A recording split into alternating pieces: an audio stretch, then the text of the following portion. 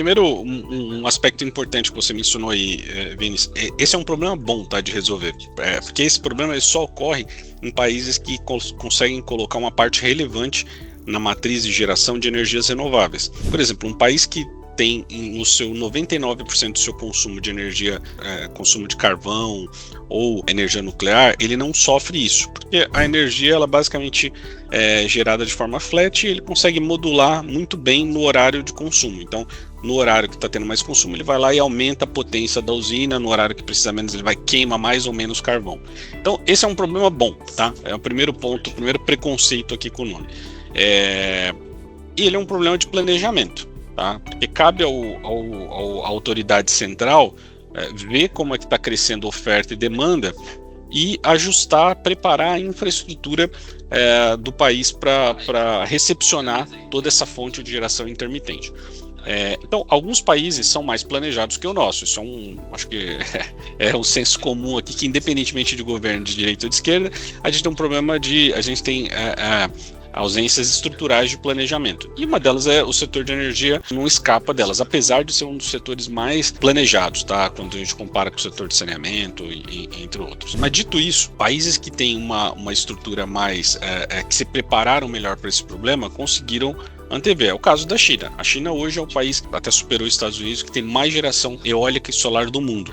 Só que ele é um país que sofre menos restrições, porque lá tem uma autoridade central que fala, olha, você só vai poder operar nesse horário. Ah, mas eu tenho um contrato de alta posição. Não, você só vai poder operar nesse horário. Então ele coloca, restringe ali, nem se discute.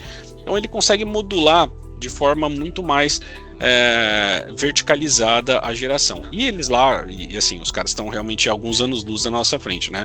Por exemplo, eles já conseguiram conectar os carros elétricos, que hoje equivale a 50% da frota já dos carros chineses, na matriz. Então, os carros elétricos, eles funcionam como uma bateria estocável. Então, vai ter momentos que ele vai falar, olha, você ganha como se fosse uma tarifa reversa se você deixar o seu carro disponível para backup de potência no setor. Então você vai estacionar seu carro e deixar ele lá funcionando como um store de energia para o setor, e você vai ser remunerado por isso.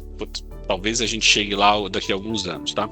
Mas outros países não tão planejados assim, que é o caso da Austrália, o Texas e da Califórnia, passaram por problemas parecidos com esse e resolveram de forma a criar o agente de potência, né? Seja através de bateria, seja através de hidrelétricas reversíveis e outros players que poderiam ser remunerados tendo a disponibilidade de despachar na hora que eles fossem determinados. Então, primeiro, o preconceito é um problema bom, é um problema que só acontece para quem tem energia renovável, energia verde, e ele tem soluções, tá? E outros países que já passaram. Só que até lá gera muito ruído, alguns portfólios são afetados, alguns players são mais ou menos afetados, mas não é longe de ser um problema catastrófico assim, para o setor, vai ser uma quebradeira geral, até porque, como a gente vai falar aqui mais à frente, ele tem solução, tá?